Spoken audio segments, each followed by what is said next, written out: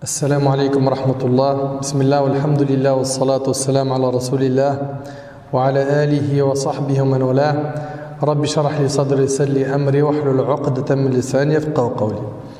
Mes chers frères, mes chères sœurs, on va bi'idhnillah tabarak wa ta'ala parler de la confiance en Allah Azza wa Jalla.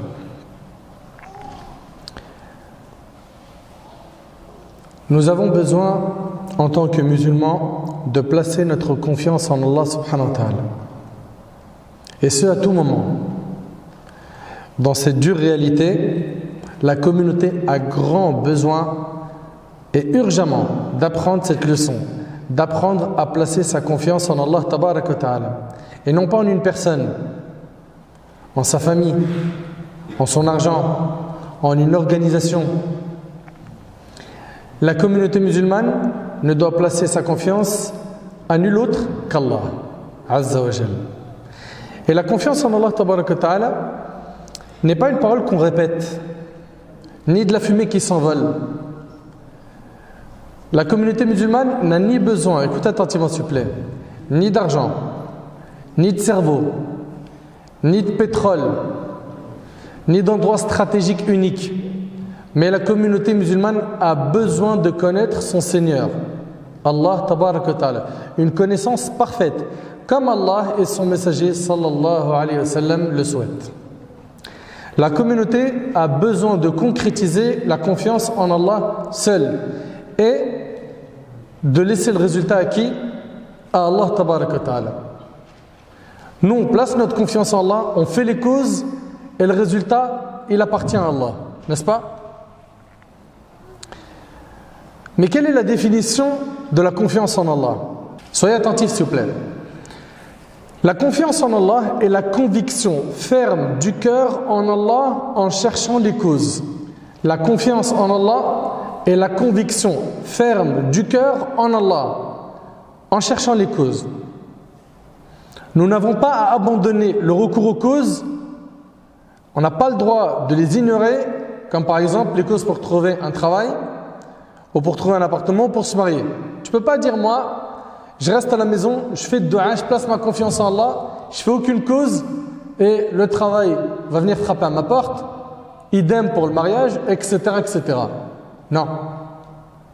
Le musulman, il va placer sa confiance en Allah Azza wa Jalla, il va avoir recours aux causes. Il va les postuler pour un travail, CV, lettre de motivation, il fait les causes. Pareil pour le mariage. Idem pour le mariage. On n'abandonne pas les causes en disant je m'en remets à Allah. Comprenez-le bien. Ibn Abi Dunya rahimahullah rapporte avec une chaîne de transmission authentique que Omar, vous connaissez le compagnon Omar ibn Khattab radiyallahu anhu, deuxième calife de l'islam, grand compagnon. Omar ibn Khattab vit des gens et il leur a dit qui êtes-vous? Ils répondirent nous sommes ceux qui s'en remettent à Allah. Il leur répondit non, vous n'êtes que des fainéants, car ceux qui s'en remettent à Allah sont des hommes qui sèment les graines dans la terre, puis s'en remettent à Allah pour le résultat. Allah tabaraka wa ta'ala a fait des causes pour toutes choses. Chaque chose résulte d'une cause. Même le paradis a des causes comme salat, n'est-ce pas? Porter le hijab pour les sœurs, le dhikr d'Allah, la lecture du Coran, la bienfaisance envers les parents. Toute chose nécessite un recours aux causes dans cette vie.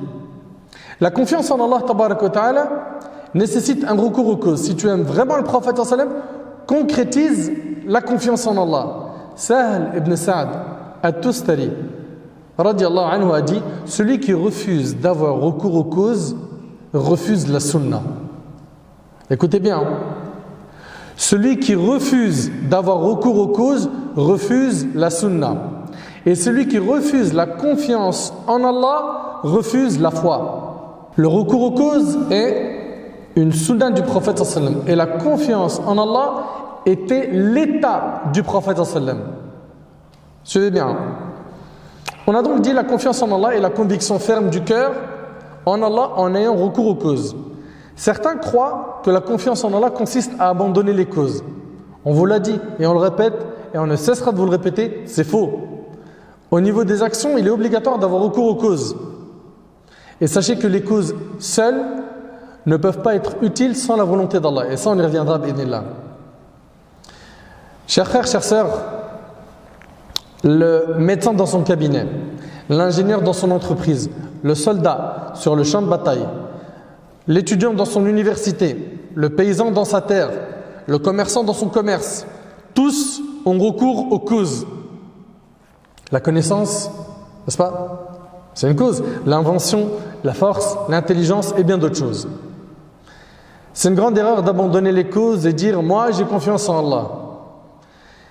Qui était l'homme qui plaçait le plus, écoutez bien, qui était l'homme qui plaçait le plus sa confiance en Allah subhanahu wa ta'ala?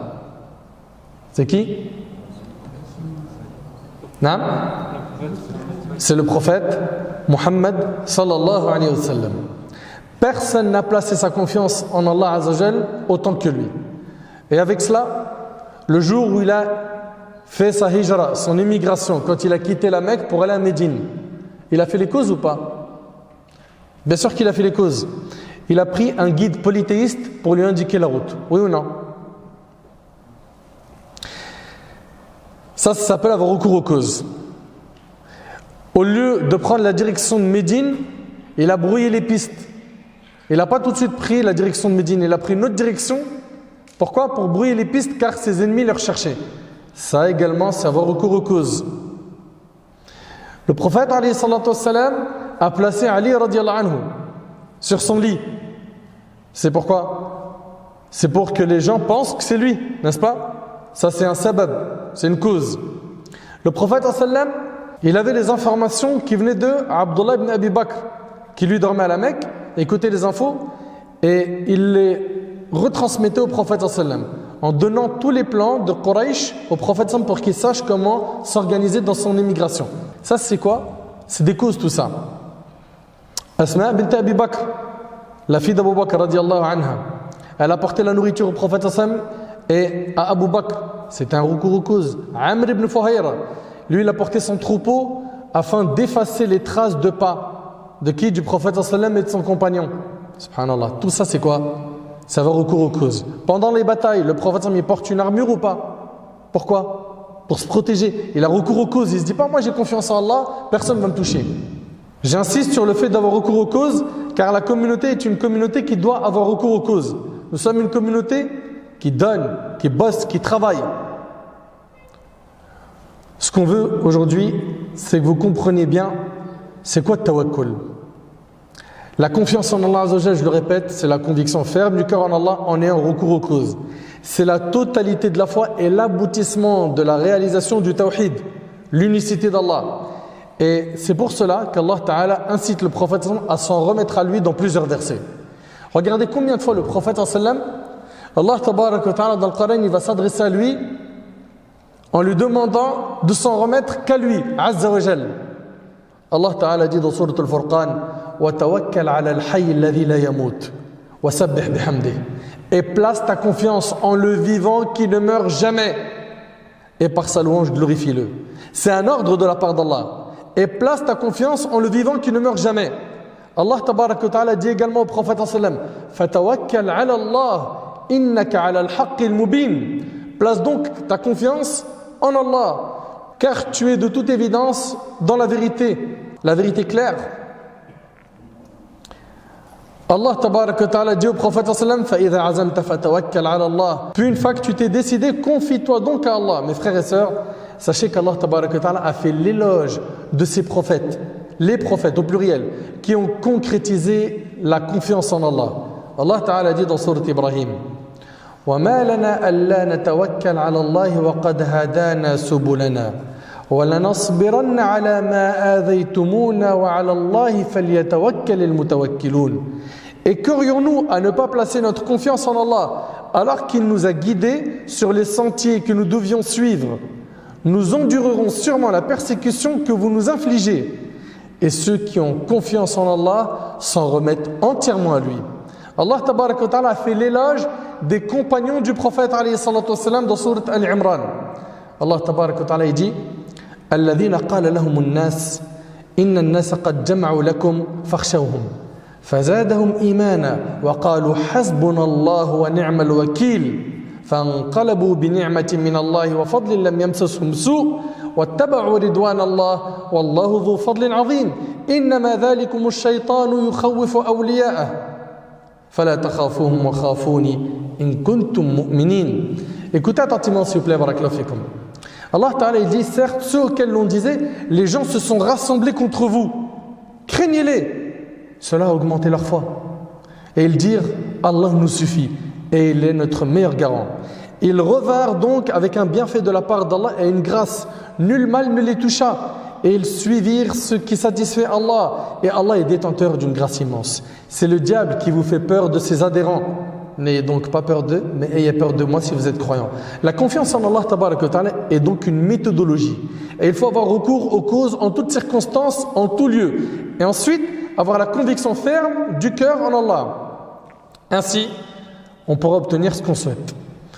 Le musulman ne doit pas attacher son cœur aux causes, mais il doit attacher son cœur au Seigneur des causes. On en a beaucoup dans notre communauté qui, quand ils parlent, ils disent « c'est grâce à moi, c'est moi qui a fait. Heureusement que j'étais là. C'est mon intelligence, c'est mes diplômes. C'est grâce à moi. » Et on se jette des fleurs. C'est grâce à toi quoi? Tout ce que tu possèdes aujourd'hui est grâce à Allah subhanahu wa ta'ala. On entend souvent ces erreurs dans nos discussions. C'est grâce à moi. C'est moi qui a fait. Ou bien parfois tu entends quoi? Écoute, j'ai fait tout ce que je pouvais faire. Le reste, Allah, il le fait. Allah, il fait le reste. Méditez. Hein? C'est-à-dire, toi, tu as fait le plus gros et Allah, il fait le reste. On entend ça ou pas? C'est Allah Ta'ala qui fait tout. Ça, faut bien comprendre. Subhanallah. Le musulman sait pertinemment que si quelque chose est facilité, c'est par la volonté d'Allah. Et si quelque chose n'est pas facilité, c'est aussi par la volonté d'Allah. Allah Tabaraka Ta'ala il nous dit Inna kulla shay'in khalaqnahu biqadar. Nous avons créé toute chose avec mesure. Le commandement est entre les mains d'Allah Tabaraka Ta'ala du début jusqu'à la fin. Il n'y a pas un animal, un poisson, une plante qui se trouve dans le besoin sans qu'Allah le sache. Cela veut dire qu'il savait tout ce qui allait se produire à l'avance. Il maîtrise tout ce qui se passe dans son royaume Azza wa Jal. Allah Tabaraka Ta'ala il nous dit écoutez bien. وعنده مفاتيح الغيب لا يعلمها إلا هو ويعلم ما في البر والبحر وما تسقط من ورقة إلا يعلمها ولا حبة في ظلمات الأرض ولا رطب ولا يابس إلا في كتاب مبين. C'est lui qui détient les clés de l'inconnaissable. Nul autre que lui ne les connaît. Et il connaît ce qui est dans la terre ferme comme dans la mer. Et pas une feuille ne tombe sans qu'il ne le sache. Allahu Akbar. Une feuille d'arbre qui tombe, Allah subhanahu wa ta'ala, il le sait. Et pas une graine dans les ténèbres de la terre, rien de frais ou de sec qui ne soit consigné dans un livre explicite. Ahbab al-Kiram, j'attire votre attention maintenant sur un hadith très important et je vous demande, Inch'Allah, de le méditer, de l'écouter avec les oreilles de votre cœur. Ce hadith-là, il est rapporté par l'imam Ahmad al-Tirmidhi ibn Majah. Dans le hadith de Omar ibn Khattab, ce hadith, il est rapporté avec une chaîne de transmission authentique d'après Omar ibn Khattab. Le prophète sallallahu alayhi wa sallam a dit si vous placiez votre confiance en Allah comme il le veut véritablement, il vous donnerait votre subsistance comme il la donne aux oiseaux. Ils partent le matin le ventre vide et rentrent le soir le ventre plein. Allahu Akbar. Les oiseaux, ils ont confiance en Allah. Ils partent le matin le ventre vide. L'oiseau, il a fait maths sup, il a des diplômes. Il a confiance en Allah, il sort le matin et Allah Ta'ala il fait que tous les jours il mange. Lui et ses petits. C'est impressionnant ou pas? Et si le prophète ensemble dit si vous placez votre confiance en Allah comme il le veut véritablement, comme il le veut véritablement, attention, c'est pas des paroles, c'est concret par l'action. Un jour, tu vas te retrouver à chercher un emploi et peut-être tu seras éprouvé. Tu vas peut-être pas tout de suite décrocher cet emploi. Et un deuxième, et un troisième. Et il se peut que tu fasses quoi? Et il se peut que tu dises, bon, puisque j'ai pas le choix, je vais me tourner vers un emploi où il y a du haram. Parce que dans le halal, j'arrive pas. Toute personne qui place sa confiance en Allah, Allah tabaraka wa ta'ala ne l'abandonnera jamais. Ça, il faut bien le comprendre. Il se peut que tu sois éprouvé. Oui, Allah il va te tester pour voir le niveau d'amour que tu as pour lui, Azza wa Jal. Pour voir est-ce que tu es patient, est-ce que tu es prêt à sacrifier pour lui. Mais garde en tête qu'Allah ne t'abandonnera pas. Regardez, si vous placiez votre confiance en Allah comme il le veut véritablement, il vous donnerait votre subsistance comme il la donne aux oiseaux. Ils partent le matin le ventre vide et rentrent le soir le ventre plein. Sachez que la subsistance n'est pas simplement l'argent. Beaucoup de gens pensent que la subsistance c'est quoi? L'argent. Quand tu dis rizq, ça veut dire argent pour lui. Non, le terme rizq, subsistance, est bien plus large que cela. Comme le dit Ibn al-Mandour dans les Lisan al-Arab, qui est une encyclopédie de référence, il dit la subsistance est tout ce dont a besoin tout être vivant dans cette vie matériellement et moralement. Je répète. Il dit la subsistance est tout ce dont a besoin tout être vivant dans cette vie matériellement et moralement. Sachez que la foi, avoir la foi, c'est un rizq.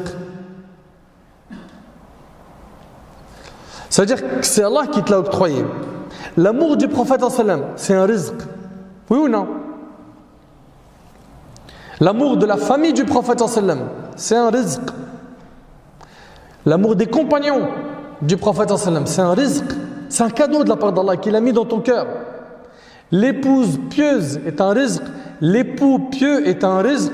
Le travail noble dans le halal, les enfants pieux, la grande maison, la mansitude, la science, le bon comportement, l'argent, la victoire, tout ça ce sont des arzaq, des subsistances. Je répète la définition de la subsistance, rizq. La subsistance est tout ce dont a besoin tout être vivant dans cette vie, matériellement et moralement. Si vous placez votre confiance en Allah comme il le veut véritablement, il vous donnerait votre subsistance comme il la donne aux oiseaux. Il nous donnerait l'argent qu'on recherche, la science, les enfants, une épouse pieuse, un mari pieux, la patience face aux épreuves, le raffermissement de la foi, la générosité, etc. Nous, on craint la pauvreté alors que c'est Allah le riche. C'est vrai ou c'est pas vrai? On craint la maladie alors que c'est Allah tabaraka wa ta'ala al-shafi, celui qui guérit, ou non? On craint le mal alors que c'est Allah le protecteur. On craint les épreuves alors que c'est Allah le secoureur. Les créatures les plus heureuses sont celles qui adorent Allah le mieux. Et subhanallah, plus le serviteur s'abaisse devant Allah et plus il montre qu'il a besoin d'Allah, plus il est proche d'Allah et plus il est estimé auprès de lui, Azza wa Jal. De plus, le serviteur est incapable d'obtenir par lui-même, écoutez bien, ce dont il a besoin et de repousser par lui-même ceux qui lui causent du tort. Il a besoin de l'aide de son Créateur. Allah tabaraka wa ta'ala est le seul à être imploré pour ce que nous désirons. Et Allah subhanahu wa ta'ala n'a pas besoin de ses créatures. Et toutes les créatures sans exception ont besoin de lui. Nous, on est les pauvres devant Allah tabaraka wa ta'ala. On a besoin de lui, Azza wa Jal. Il vous donnerait votre subsistance comme il la donne aux oiseaux. Ils partent le matin le ventre vide et ils retournent le soir le ventre plein. Les oiseaux, subhanallah, sortent le matin tôt, le ventre vide, mais ils sortent pour chercher la nourriture. Et par leur tawakkul, Allah il leur donne, subhanallah. Celui qui cherche la subsistance, Allah la lui donnera. Allah tabaraka wa ta'ala dit, méditez bien s'il vous plaît. وَمَا مِن دَابَّةٍ فِي الْأَرْضِ إِلَّا عَلَى اللَّهِ رِزْقُهَا وَيَعْلَمُ مُسْتَقَرَّهَا وَمُسْتَوْدَعَهَا كُلٌّ فِي كِتَابٍ مُبِينٍ. Écoutez bien, il n'y a point de bête sur terre dont la subsistance n'incombe à Allah qui connaît son gîte et son dépôt. Tout est dans un livre explicite. Méditez avec moi s'il vous plaît. Les animaux marins, il y en a combien? Des milliers, n'est-ce pas? Il y en a un nombre incalculable. Ils sont très nombreux, oui ou non? Ils mangent tous à leur faim. Qui pourvoit leur subsistance? Allah. Les oiseaux, pareil, sont très nombreux. Qui s'occupe de les nourrir? Qui? Allah tabarak wa ta'ala. Les animaux, les humains, subhanallah, Allah tabarak wa ta'ala leur accorde leur subsistance à tous. Médite sur ces animaux qui vivent dans des endroits sombres et ténébreux ou qui vivent sous la terre. Pense aux fourmis, pense aux insectes. Tout le monde est nourri. Qui leur octroie cette subsistance? C'est Ar-Razzaq, Allah tabarak wa ta'ala. Il y a un verset, subhanallah, qui est très très fort. Et j'aimerais, Inch'Allah, qu'on le médite. Allah tabarak wa ta'ala, dans Sourate Al-Dhariyat, il dit وَفِي السَّمَاءِ رِزْقُكُمْ وَمَا تُوعَدُونَ فَوَرَبِّ السَّمَاءِ وَالْأَرْضِ إِنَّهُ لَحَقٌّ مِثْلَ مَا أَنَّكُمْ تَنْطِقُونَ. Et il y a dans le ciel votre subsistance et ce qui vous a été promis. Par le Seigneur du ciel et de la terre, ceci est tout aussi vrai que le fait que vous parliez. Dans ce verset, Allah tabarak wa ta'ala, il nous informe que la subsistance se trouve dans le ciel et non sur terre. Pourtant, l'argent est sur terre. Les entreprises sont sur terre. Le commerce est sur terre. Oui ou non? Allah tabarak wa ta'ala, il nous dit que la subsistance, elle se trouve dans le ciel. Il va falloir comprendre que la subsistance est bien dans le ciel, auprès d'Allah. Et que sur terre, nous n'avons que des causes. Et celui qui va mettre de l'effet dans ces causes, c'est Allah Azza wa Jal. Sans Allah, telle entreprise n'aurait pas marché. Sans Allah, ce groupe n'aurait pas pu s'organiser pour monter tel projet, tel business. Sans Allah, on n'aurait rien eu. Ça doit donc nous pousser à être humbles. Et de ne pas être de ceux qui parlent en disant moi je, c'est moi qui, moi, toutes ces lettres elles commencent par moi. C'est le centre du monde, mashallah. Un peu d'humilité. Ce qu'il faut comprendre de ce verset, c'est que la subsistance vient du ciel et que la terre contient les causes. Cela veut dire que ces causes fonctionnent par un ordre divin. Le fait de s'appuyer sur les causes de la pourvoyance et de faire des causes, la seule raison de ta pourvoyance est un manquement dans l'unicité d'Allah. Un bédouin intelligent et éloquent entendit le verset où Allah tabarak wa ta'ala dit « Et votre subsistance est dans le ciel et ce qui vous a été promis. » Puis dans le verset, Allah il dit « Par le Seigneur du ciel et de la terre. » Allah il jure. Ceci est tout aussi vrai que le fait que vous parliez. Il a dit, qu'est-ce qui a mis en colère le généreux pour qu'il jure?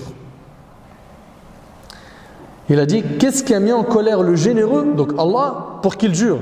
Ibrahim ibn Adham, écoutez bien s'il vous plaît. Un pieux parmi nos ancêtres, un ascète, quelqu'un qui n'avait pas d'attachement à la dunya, un grand savant parmi nos pieux prédécesseurs. Un jour, il était assis en train de manger des morceaux de viande grillée. Une chatte passa, prit un morceau et s'enfuit.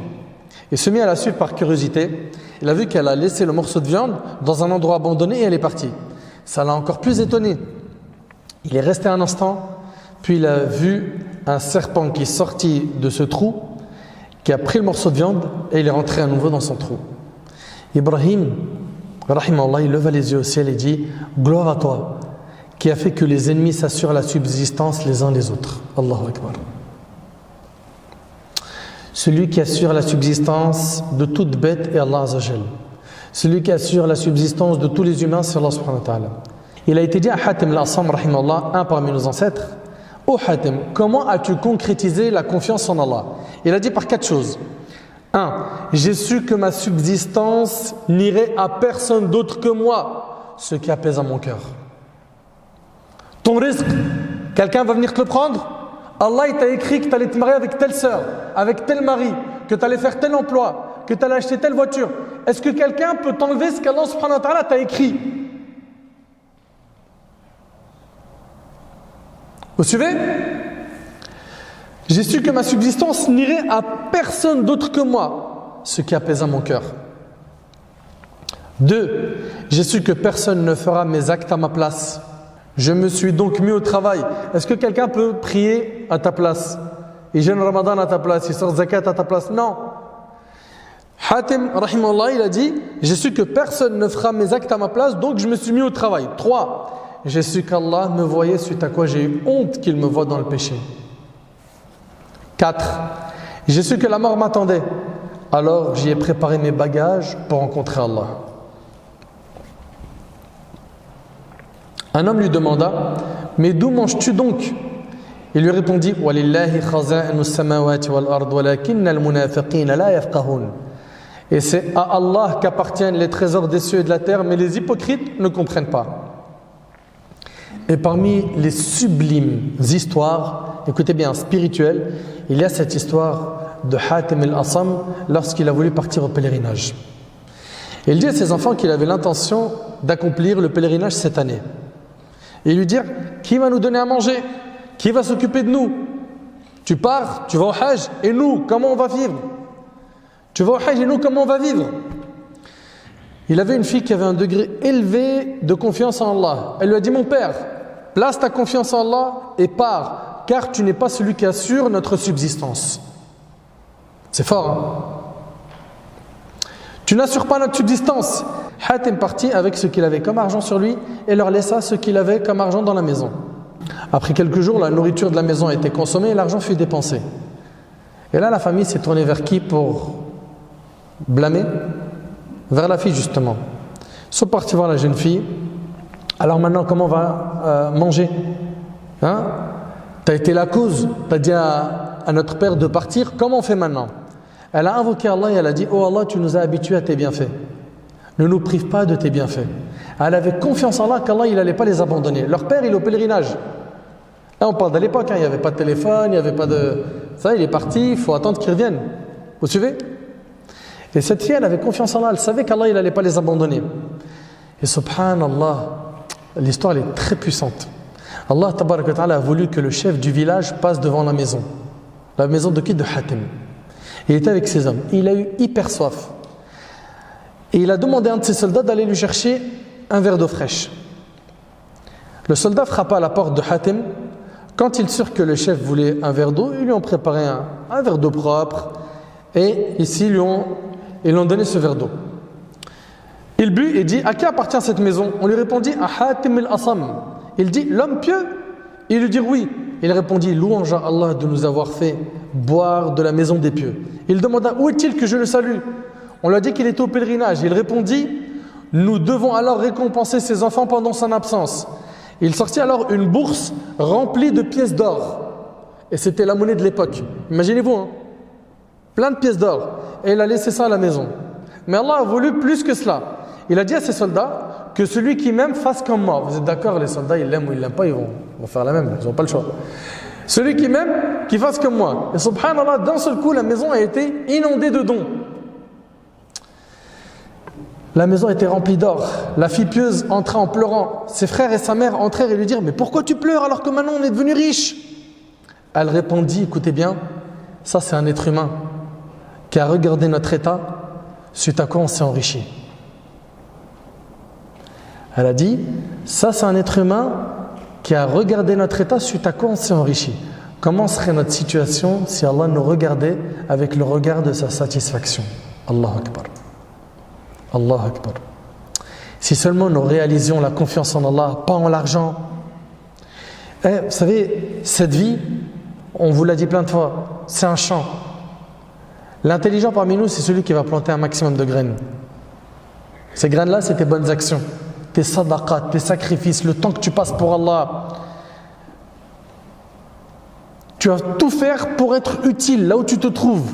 Faire le bien, le répandre, propager le bien. Hélas, on a des gens, pour eux, cette vie, c'est là où il faut tout miser. L'argent, il sort rien, là. Rien. Demande-lui le dernier don que tu as fait, c'était quand? Qu'est-ce que c'est dur d'entendre pour lui sadaqa? Et on voit des fois des gens dire, moi le jour où je suis riche, oh là là, moi j'ai de l'argent moi. Des puits, je vais parrainer des orphelins, je vais faire du bien. Et regarde quand il devient riche. Ah non mais en fait parce que j'ai pas encore acheté d'appartement. En fait j'allais acheter un F4 mais on m'a dit c'est mieux d'avoir une villa parce que tu as le jardin et tout, le barbecue en été. Tu sais les enfants ils sont tranquilles, tu déranges pas les voisins et tout. Il n'y a plus d'aumône, il n'y a plus rien. C'est triste. Et c'est une fitna. Qu'Allah Azza wa Jalla nous donne la force de tenir face à cette épreuve, celle de la dunya, l'argent.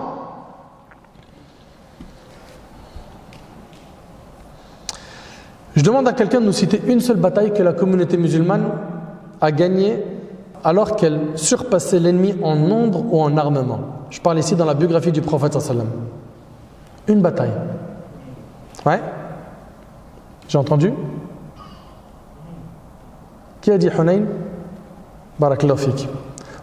Certains vont dire Hunayn. Même à Hunayn, l'ennemi était plus nombreux. Mais les musulmans ont été impressionnés par leur nombre, qui était plus important que d'habitude. Quand leur cœur a été attaché à leur nombre, il s'est passé ce qui s'est passé jusqu'à ce que les cœurs soient attachés à nouveau à Allah, puis Allah leur a donné la victoire après que les cœurs se soient attachés à lui. Je répète encore une fois, il faut se munir des causes puis s'en remettre à Allah tabarak wa ta'ala de manière confiante. Certains, ils attribuent leur réussite sociale à leurs compétences et ils oublient d'attribuer le bien à qui? À celui qui détient le bien. Et sachez que celui qui attribue sa réussite à Allah en étant reconnaissant, Allah lui rajoutera de ses biens, n'est-ce pas? Et lorsque votre Seigneur proclama, si vous êtes reconnaissant, très certainement j'augmenterai mes bienfaits pour vous. Tu dois comprendre la règle de conduite d'Allah dans l'univers. Ces règles sont immuables et ne se modifieront pas et ne ménageront personne, tant bien même ils prétendraient pouvoir les combattre. Il existe une grande différence entre le clairvoyant et le non-clairvoyant. Le croyant, lui, et le clairvoyant, il se munit des causes et s'en remet à celui qui provoque les causes, à savoir Allah tabaraka wa ta'ala. Alors que le non-clairvoyant, qu'est-ce qu'il va faire? Il va s'en remettre à qui? À lui, à sa propre personne. Subhanallah. Allah tabaraka wa ta'ala, il nous dit وَمَن يَتَوَكَّلْ عَلَى اللَّهِ فَهُوَ حَسْبُهُ. Et quiconque place sa confiance en Allah, Allah lui suffit. Allah lui suffit. Ça veut dire quoi? Ça veut dire qu'Allah s'occupera de son affaire. Celui qui se réfugie auprès d'Allah, Allah le secourra. Celui qui confie ses affaires à Allah, Allah pourvoira ses besoins. Mais celui qui place sa confiance en sa raison, s'égarera. Celui qui place sa confiance en son argent, s'affaiblira. Celui qui place sa confiance aux gens, s'avilira. Par contre, celui qui place sa confiance en Allah, ni ne s'égarera, ni ne s'affaiblira, ni ne s'avilira. Ahbab al-Kiram, je vous le dis, je le répète, personne n'a placé sa confiance en Allah comme il le faut et a été abandonné par Allah. Personne. Jamais Allah n'abandonne celui qui s'en remet à lui comme il le faut. Ahbab al-Kiram, entrons maintenant ensemble dans le jardin de ceux qui placent leur confiance en Allah pour voir que toute personne qui a placé sa confiance en Allah, Allah lui a suffi. Voyons ensemble toutes ces histoires qui sont des histoires riches en leçons, les histoires des prophètes, que l'on connaît pour la plupart, mais qui sont le meilleur des rappels. Et n'oubliez pas, Allah Ta'ala, en parlant des prophètes, il a dit voilà ceux dont Allah a guidé, suis donc leur voie. La voie de qui? Des prophètes. Notre prophète Nuh alayhi salam. Vous connaissez le prophète Nuh alayhi salam? Oui ou non? Il a placé sa confiance en Allah. Allah il leur a ordonné de construire une arche, n'est-ce pas? Allah Ta'ala il lui dit wasna'il fulka bi'ayunina wa wahyina, et construit l'arche sous nos yeux et d'après notre révélation. Nuh il s'exécute et il a construit l'arche sur le sable. Ses détracteurs lui ont demandé où est l'eau? Où est l'eau grâce à laquelle l'arche pourra voguer? Or Nuh a reçu l'ordre de son Seigneur de construire l'arche. Il l'a fait sans chercher à comprendre. Allah Azza wa Jalla nous dit وَيَصْنَعُ الْفُلْكَ وَكُلَّمَا مَرَّ عَلَيْهِ مَلَأٌ مِّن قَوْمِهِ سَخِرُوا مِنْهُ قَالَ إِن تَسْخَرُوا مِنَّا فَإِنَّا نَسْخَرُ مِنكُمْ كَمَا تَسْخَرُونَ فَسَوْفَ تَعْلَمُونَ مَن يَأْتِيهِ عَذَابٌ يُخْزِيهِ وَيَحِلُّ عَلَيْهِ عَذَابٌ مُقِيمٌ. Et il construit l'arche. Et chaque fois que des notables de son peuple passaient près de lui, il se moquait de lui. Il dit, si vous vous moquez de nous, eh bien, nous nous moquerons de vous comme vous vous moquez de nous. Et vous saurez bientôt à qui viendra un châtiment qui l'humiliera et sur qui s'abattra un châtiment durable. Lorsque l'heure arriva et que c'est devenu sérieux, Nuh s'est réfugié auprès d'Allah. Subhanallah, il n'y avait pas d'eau. Il n'y avait pas d'eau. Mais il a fait les causes qu'on lui a ordonnées. Il n'a pas posé de questions sur les conséquences. Pareil pour toi. Tu reçois un ordre de la part d'Allah, aie confiance en Allah. Mon frère ainsi que toi, ma soeur, aie confiance en Allah. Sache que tout le bien est dans ce qu'Allah t'a ordonné. Et tout le mal est dans quoi? Dans la chose qu'Allah Ta'ala t'a rendue interdite. C'est-à-dire, ne fais pas la chose qui t'a interdit afin de quoi? De te préserver. Ensuite, Allah Tabaraka wa Ta'ala nous dit que Nuh a fait une dua. فدعا ربه أني مغلوب فانتصر. Il invoqua donc son Seigneur, moi je suis vaincu, fais donc triompher ta cause. Il a dit Allah, je suis vaincu, fais triompher ta cause. Le résultat, ففتحنا أبواب السماء بماء منهمر وفجرنا الأرض عيونا فالتقى الماء على أمر قد قدر وحملناه على ذات ألواح ودسر تجري بأعيننا. Nous ouvrîmes alors les portes du ciel. Regardez, subhanallah, l'éloquence coranique. Allah ne dit pas on a fait descendre la pluie. Allah Azza wa Jalla dit nous ouvrîmes alors les portes du ciel. Pas une porte, mais les portes à une eau torrentielle. Et fîmes jaillir la terre en source, c'est-à-dire de l'eau qui sort de la terre et qui descend du ciel. Les eaux se rencontrèrent d'après un ordre qui était déjà décrété dans une chose faite. Et nous le portâmes sur un objet fait de planches et de clous. C'est quoi? L'arche, voguant sous nos yeux. Subhanallah. Il faut pour cela la taqwa, la crainte d'Allah et la confiance en Allah. Munis-toi des causes dans la limite de tes possibilités, de ton potentiel. Remets-en toi à Allah pour le résultat. Allah Ta'ala dit وَمَنْ يَتَوَكَّلْ عَلَى اللَّهِ فَهُوَ حَسْبُهُ. Et quiconque place sa confiance en Allah, Allah lui suffit. Parmi ceux qui ont connu la confiance en Allah, at-tawakkul, le prophète Ibrahim alayhi salatu wassalam, l'ami intime d'Allah. Comme vous le savez, Ibrahim alayhi salam, il a cassé les statues. Et ensuite, son peuple rentre, ce jour de fête, il rentre, il voit toutes les statues cassées, il y a une hache dans la main de la plus grande statue, qui a fait ça? Ils mènent leur enquête et ils décident de punir Ibrahim alayhi salam. Ils vont donc le mettre sur une catapulte, les mains ligotées, et ils vont allumer un immense feu pour le brûler. Et à ce moment-là, essayez d'imaginer, Jibril alayhi salam, l'ange Gabriel, subhanallah, il vient voir le prophète Ibrahim, il lui dit « As-tu besoin de quelque chose ?» Il lui dit « Allah nous suffit et quel bon défenseur. J'ai besoin que d'Allah. » T'imagines, toi, tu es dans la même épreuve et un ange il vient et dit « Est-ce que tu as besoin de mon aide ?» Ibn Abbas radiyallahu anhu a dit Allah nous suffit et quel bon défenseur. C'est la formule prononcée par Ibrahim quand on le jeta au feu. Elle a été de même prononcée par Muhammad sallam quand on lui dit les gens ont mobilisé des masses contre vous, craignez-les. Cela augmenta leur foi et ils dirent Allah nous suffit et quel bon défenseur. Rapporté par le Bukhari. Apprenez donc à dire Hasbunallah wa ni'mal wakil. Comme vous le savez, Ibrahim alayhi salam, il a placé sa confiance en Allah avant d'être jeté dans le feu. Suite à quoi? Il n'a pas été brûlé. Par la loi physique, le feu brûle, n'est-ce pas? Allah a créé le feu et lui a donné cette propriété. Jette quelque chose dans le feu, tu verras qu'il va brûler, oui ou non? Existe-t-il un feu qui ne brûle pas? Non.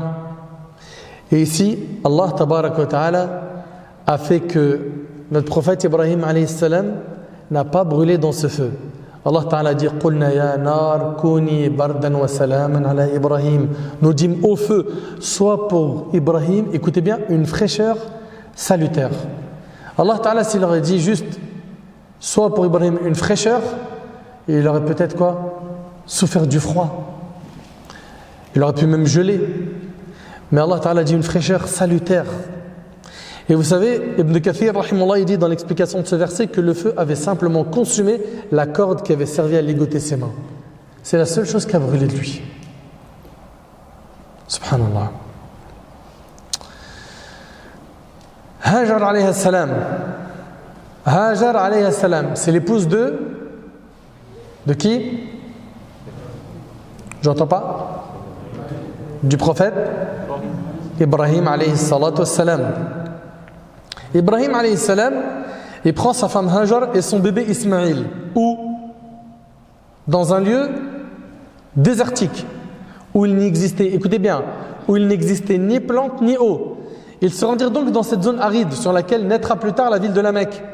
Cette histoire, vous la retrouvez dans Sahih al-Bukhari selon Ibn Abbas, radiyallahu anhuma. Ibrahim alayhi salam, il emmène son épouse et ce nourrisson, ce bébé, son fils Ismaïl. Elle est en train de l'allaiter. Et il les dépose dans l'endroit où plus tard il y aura quoi? La Kaaba. À l'endroit le plus haut de la mosquée. Subhanallah. À l'époque, il n'y avait aucun humain qui vivait là-bas. Pas d'eau, rien, personne. Il les dépose avec un sac de dattes et une autre pleine d'eau. Et d'ailleurs, Ibrahim alayhi salam, il va invoquer Allah. Il va dire quoi? Rabbana, inni askantu min dhurriyyati biwadin ghayri dhi zar'in 'inda baytika al-muharram. Rabbana liyuqimu as-salata faj'al af'idatan min an-nas tahwi ilayhim warzuqhum min ath-thamarati la'allahum yashkurun. Ô notre Seigneur, j'ai fixé une partie de ma progéniture dans une dépression impropre aux cultures, dans un endroit désertique, juste auprès de ta maison sacrée. Ô notre Seigneur, pour qu'ils accomplissent la prière, fais que des cœurs d'entre les humains se précipitent vers eux. Fais leur attribution de fruits, peut-être seront-ils reconnaissants. Il dépose sa femme dans cet endroit désertique et il rebrousse chemin. Et là, qu'est-ce qui se passe? La mère d'Ismaïl, elle le suit en disant « Où vas-tu » Elle lui dit « Où vas-tu en nous laissant dans cette vallée où il n'y a ni humain ni objet ?» Et elle répète la question plusieurs fois. Et il ne lui prête pas attention. Ensuite, elle lui dit « Est-ce que c'est Allah qui t'a ordonné cela ?» Il a dit oui. Et regardez le réflexe, elle a dit « Alors, il ne nous abandonnera pas. »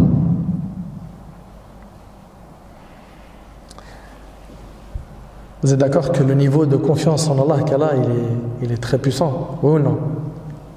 Elle est dans le désert avec un nourrisson. Il n'y a personne, il n'y a pas un humain, il n'y a rien, pas une construction, rien. Elle place sa confiance en Allah. Elle part avec son bébé dans cet endroit. Elle va rester dans cet endroit avec son bébé. Et à un moment donné, vous savez tous ce qui va se passer. Elle va commencer à chercher de l'eau. Et de là va jaillir la source de Zamzam. Et quand il y a de l'eau dans un endroit, les oiseaux généralement se réunissent dans ce périmètre. Et la tribu de Jurhum, en passant par là, elle va dire ici, il y a un indicateur qui prouve quoi? Qu'il y a de l'eau. Et d'un seul coup, il va y avoir cette tribu qui va s'installer autour d'elle et la vie va naître dans cette ville. Cette ville va par la suite devenir peuplée de gens. Subhanallah. Ça, c'est une épreuve qu'il a réussi, Ibrahim alayhi salam. Le temps passe et Ibrahim alayhi salam, il retrouve son fils Ismaïl plus tard. Et après, il se voit en rêve en train de faire quoi? De l'égorger. Inni ra'aytu fi al-manam anni adbahuk. Il dit à son fils, j'ai vu un rêve que j'étais en train de t'égorger. Qu'est-ce qu'il lui dit? Ya abati if'al ma tu'mar satajiduni insha'Allah min as-sabirin. Ô père, mon cher père, fais ce qui t'a été ordonné. Tu me trouveras, si Allah le veut, parmi le nombre des quoi? Des endurants. Subhanallah. Lui, il a confiance en Allah. Sa mère a la confiance en Allah. Ibrahim alayhi salam, le père, a confiance en Allah. Remarquez qu'à chaque fois qu'Ibrahim alayhi salam, il a eu le choix entre Allah et quelque chose, il a toujours choisi Allah. Entre Allah et son peuple, il a choisi Allah. Entre Allah et son père, Azar, celui qui fabriquait les statues, il a choisi Allah. Entre Allah et son épouse, entre Allah et son fils, à chaque fois qu'il a été mis à l'épreuve, il a toujours choisi Allah. Et c'est comme ça que tu seras un gagnant, en choisissant tout le temps Allah. Dans chaque affaire, fais ce qu'Allah tabaraka wa ta'ala t'a demandé de faire. Et Ibrahim alayhi salam, il prend le couteau, il prend son fils, il se dirige pour l'égorger. Vous imaginez le cœur du père envers son fils, en plus un père qui n'a pas eu d'enfant que très tardivement. Une fois que ses cheveux ont blanchi et dont la femme était stérile, une fois que son enfant, ça y est, il commence à marcher, il va, il vient, il sort avec son père, il connaît la joie, il reçoit l'ordre de l'égorger. Une épreuve difficile, mais il l'a réussi. Et qu'est-ce qu'Allah tabaraka wa ta'ala a fait? Allah tabaraka wa ta'ala dit وَفَدَيْنَاهُ بِذِبْحٍ عَظِيمٍ, et nous le rançonnâmes d'une immolation généreuse. Cette confiance en Allah solide qu'a eu Ibrahim alayhi salam, c'est que son fils Ismaïl a fait qu'Allah Ta'ala a fait descendre un mouton du paradis afin qu'il soit égorgé à la place d'Ismaïl. Le prophète Yaqub alayhi salam et ses fils, vous connaissez son histoire? Le prophète Yaqub alayhi salam et ses fils. Lorsque Yaqub alayhi salam a été informé que son fils a été dévoré par un loup, son fils qui? Yusuf. Qui a dit qu'il a été dévoré par un loup? Ses frères, n'est-ce pas? Pourquoi? Ils étaient jaloux de lui. Très bien. Le temps passe et après, Yusuf alayhi salam devient le ministre des finances en Égypte, n'est-ce pas? Puis, après, il y a une disette, une famine, et les frères de Yusuf décident d'aller en Égypte. Pourquoi? Pour avoir de la nourriture. Et là, à ce moment-là, il décide de garder qui, Yusuf alayhi salam? Benyamin, le petit frère. Yaqub alayhi salam, il perd dans un premier temps Yusuf alayhi salam et dans un second temps, Benyamin. Il a pleuré, il était triste, il en est même devenu aveugle. Il a toujours gardé confiance en Allah et il avait une bonne opinion d'Allah et Allah Azza wa Jalla lui a rendu son fils Yusuf et Benyamin après une longue absence. Parmi les personnes qui ont eu confiance en Allah fermement, on a le prophète Moussa alayhi salam. Moussa alayhi salam, il est poursuivi, comme vous le savez, par l'armée de Pharaon. Il a devant lui la mer, derrière lui l'armée. Est-ce qu'il a perdu confiance en Allah? Non. فَلَمَّا تَرَاءَ الْجَمْعَانِ قَالَ أَصْحَابُ مُوسَى إِنَّا لَمُدْرَكُونَ. Puis quand les deux parties se virent, les compagnons de Moussa dirent: nous allons être rejoints. Et qu'est-ce qu'il répond Moussa alayhi salam qui a confiance en Allah? Et il répond tout de suite dans les médias. Il dit: قَالَ كَلَّا إِنَّ مَعِيَ رَبِّي سَيَهْدِينِ. Il dit jamais: on ne va pas être rattrapé car j'ai avec moi mon Seigneur qui va me guider. Subhanallah. Allah tabaraka wa ta'ala était avec lui. Donc rien à craindre. Si on concrétise la confiance en Allah comme il se doit, on n'aura peur de personne à part Allah. Si Allah est avec toi, si Allah subhanahu wa ta'ala est avec toi, tu n'as pas à avoir peur car tu es accompagné du Tout-Puissant qui ne peut être dominé. Tu es accompagné du Tout-Puissant qui ne peut être vaincu. Tu es accompagné du riche par excellence qui ne peut s'appauvrir. Tu es accompagné d'Allah. Et quelle noble compagnie! Si seulement la communauté savait, connaissait la valeur d'Allah tabaraka wa ta'ala, nous n'avons besoin que de connaître Allah subhanahu wa ta'ala comme il le veut, lui exalté soit-il, et comme le veut Muhammad sallallahu alayhi wa sallam qui le connaissait le mieux. Il ne nous manque rien à part placer notre confiance en Allah, compter sur lui, se réfugier en lui, remettre toute chose à lui. قَالَ كَلَّا إِنَّ مَعِيَ رَبِّي سَيَهْدِينِ. Il dit jamais, car j'ai avec moi mon Seigneur qui va me guider. On est d'accord que si on prend un bâton, on frappe avec la mer ne va pas se diviser en deux, oui ou non? Oui ou non? On est d'accord. Subhanallah, il a placé sa confiance en Allah. Allah subhanahu wa ta'ala, il lui dit quoi? Il lui dit: frappe avec ton bâton la mer. Il frappe et qu'est-ce qui se passe? Il y a 12 chemins qui vont se faire. Et l'eau qui va s'accumuler va avoir la forme d'une montagne. Allah ta'ala, il dit: فَكَانَ كُلُّ فِرْقٍ كَالطَّوْدِ الْعَظِيمِ. Elle se fendit alors, la mer, hein, et chaque versant fut comme une énorme montagne. Et l'orgueil de Pharaon jusqu'au bout. Hein. Il a dit: vous voyez ça? C'est mon œuvre. Jusqu'au bout, il est dans le kibr, l'orgueil. Parmi les exemples de tawakkul, de confiance en Allah, on a la magnifique histoire de la mère de Moussa. C'est quand même impressionnant. Pharaon, dans un cauchemar, il voit que son royaume, après l'interprétation des sorciers, les gens autour de lui, que son royaume il est menacé par un enfant de Bani Israël qui va prendre son royaume. Qu'est-ce qu'il décide de faire? De tuer tous les nouveau-nés mâles. N'est-ce pas? Il va commencer donc à envoyer ces hommes, les policiers, qui vont tourner autour des maisons, et dès qu'ils entendent le bruit d'un accouchement, d'un bébé qui pleure, ils rentrent. Si c'est un garçon, ils le tuent. Et il aura tué comme ça des milliers d'enfants. Et celui qui recherchait, c'était qui? C'était Moussa alayhi salam. Allah Ta'ala dit: وَأَوْحَيْنَا إِلَى أُمِّ مُوسَى أَنْ أَرْضِعِيهِ فَإِذَا خِفْتِ عَلَيْهِ فَأَلْقِيهِ فِي الْيَمِّ وَلَا تَخَافِ وَلَا تَحْزَنِي إِنَّا رَادُّوهُ إِلَيْكَ وَجَعِلُوهُ مِنَ الْمُرْسَلِينَ. Allah Ta'ala dit: et nous révélâmes à la mère de Moussa. Et ici, le mot révélâmes est à comprendre dans le sens nous inspirâmes, car il n'y a eu aucune femme prophète. D'accord? Et donc nous inspirâmes à la mère de Moussa ceci: allaite-le. Et quand tu craindras pour lui, jette-le dans le flot, dans la mer. Et n'aie pas peur et ne t'attriste pas. Nous te le rendrons. Ça, c'est une promesse divine. Mais c'est pas fini. Et ferons de lui un messager. Allahu Akbar. Et feront de lui un messager. La mère de Moussa met son fils donc dans une caisse, puis elle le jette dans la mer. Cette caisse ne va pas se noyer parce qu'Allah Tabaraka Ta'ala a dit: nous te le rendrons. C'est une promesse divine. La caisse va s'arrêter devant le palais de Pharaon. Assia va voir de loin la caisse.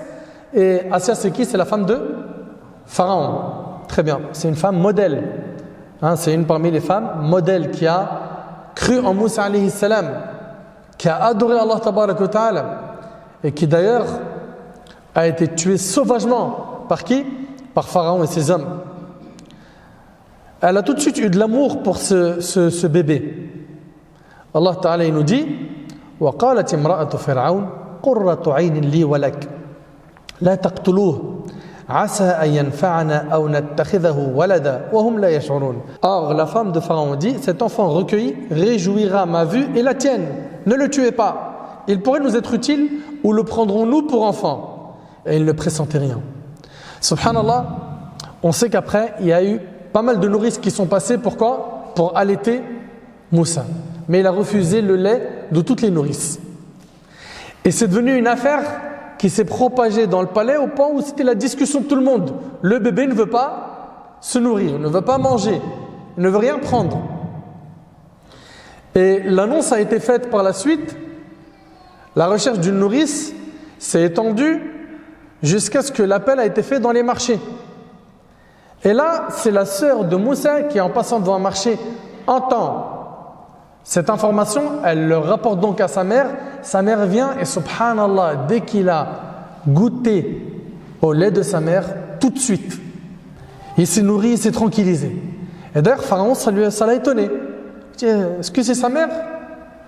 Et bien sûr, ici, elle a caché la vérité. Et à la fin, il lui a proposé un salaire et de vivre dans ce palais pour nourrir le bébé qui est Moussa alayhi salam. C'est-à-dire, subhanallah, lui qui en a tué des centaines de milliers, celui qui craignait, finalement, il va grandir dans son palais en sécurité. Et c'est sa mère qui l'allaite dans le palais de Pharaon, subhanallah. C'est impressionnant. Mais la mère de Moussa préférera l'allaiter chez elle en prétextant qu'elle a un foyer à gérer, son époux, ses enfants, etc. Et il lui accordera cela. Ici, elle a eu confiance en Allah subhanahu wa ta'ala. Notre prophète Muhammad alayhi salatu wassalam, il quitte la Mecque, il va en direction de Médine. Mais avant d'aller à Médine, il va se réfugier dans une grotte qu'on appelle la grotte de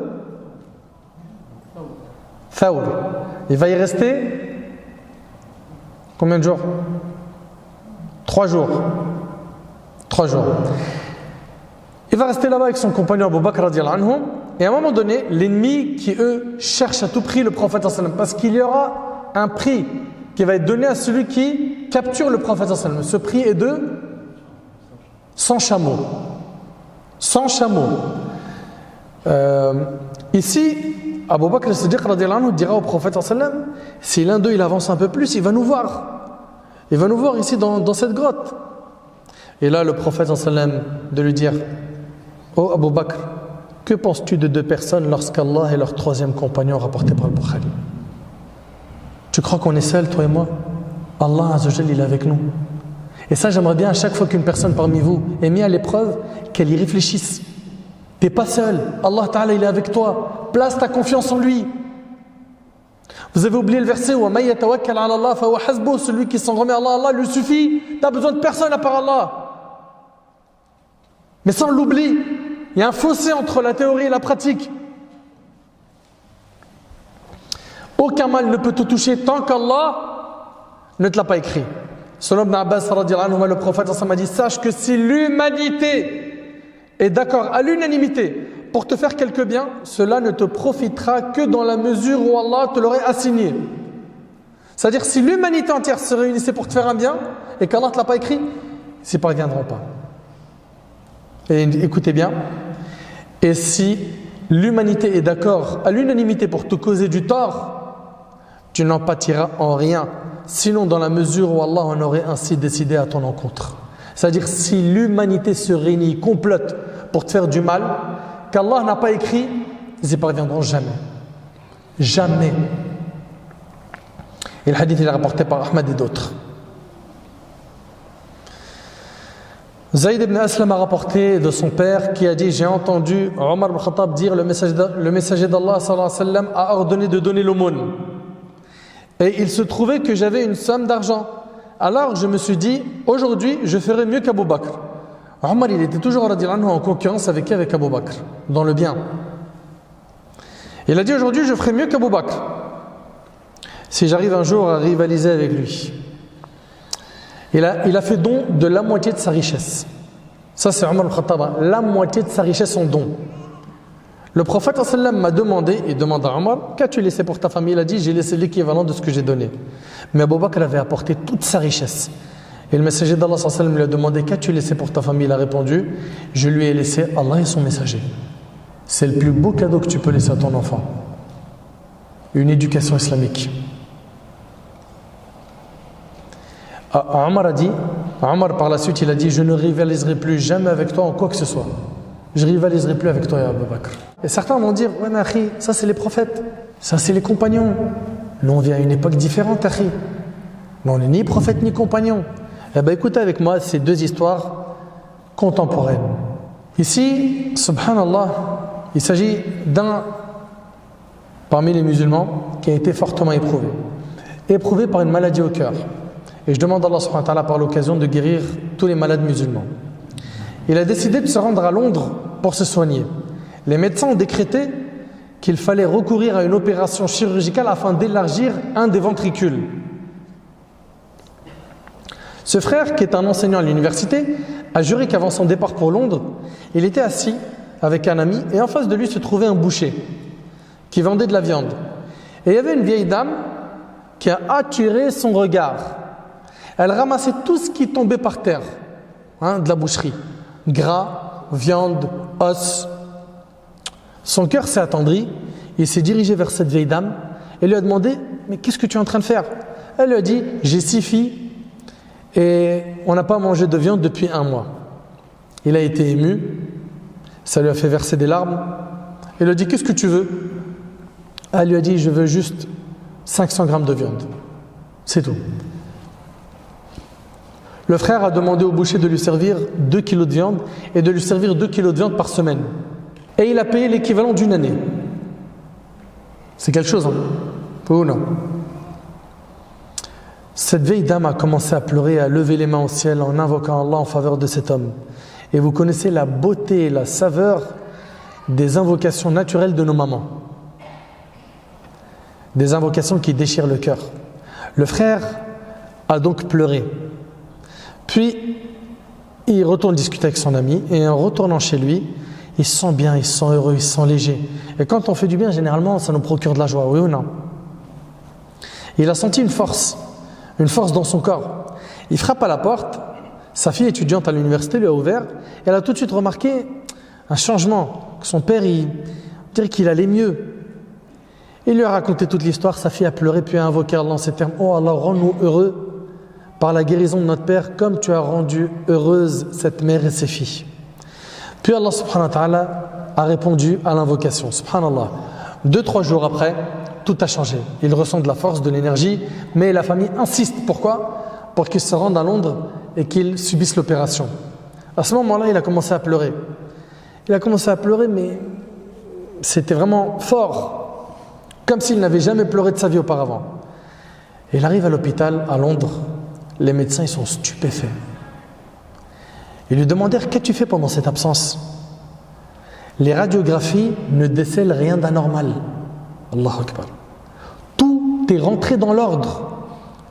L'opération n'est plus à l'ordre du jour. Il a commencé à pleurer. Et il a dit, j'ai commercé avec Allah et Allah m'a guéri. J'ai commercé avec Allah et Allah m'a guéri. Allah Ta'ala dit, et quiconque place sa confiance en Allah, Allah lui suffit. Subhanallah. Une autre histoire, c'est l'histoire de cette sœur dont le mari s'est absenté. Elle était pauvre. Elle avait une fille qui est tombée malade pendant une nuit. Maladie ordinaire avec fièvre. Elle n'avait pas de médicaments et elle n'avait pas mangé la veille. La mère a décidé en guise de remède de prier 2 rak'at et d'invoquer Allah afin qu'il la guérisse. Elle n'a pas d'argent, elle n'a rien. À 2h du matin, elle entend quelqu'un qui frappe à la porte. La maman, elle est étonnée. Elle raconte que son père, donc la mère de la fille malade, son papa, donc le grand-père en fait de la fille, il se précipite vers la porte et qui est là? C'est le docteur, le médecin. Médecin à 2h du matin, qui l'a ramené ce médecin? Donc il ouvre la porte, la mère de la fille se tient derrière son papa. Le médecin demande où est la patiente. Ils le font rentrer, il ausculte la malade, il écrit l'ordonnance, puis après avoir terminé, il exige le paiement de la facture, de la consultation.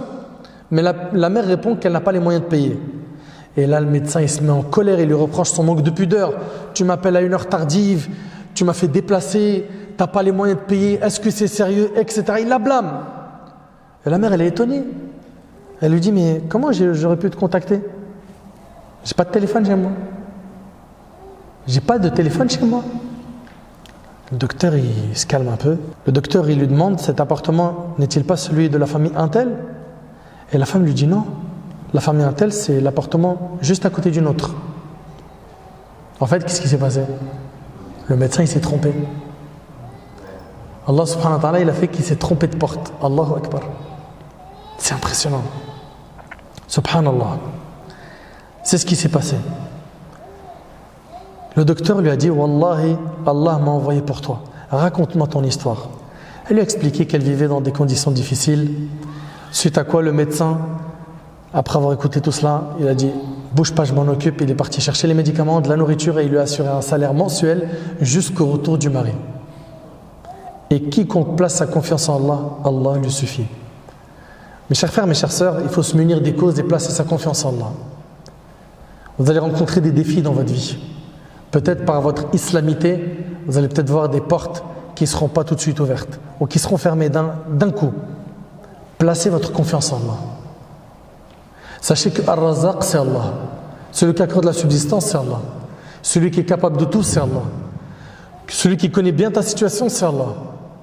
S'il t'a donné, c'est par sagesse, par hikmah de sa part. S'il ne t'a pas donné tout de suite, pareil, il y a une sagesse derrière. Place ta confiance en Allah.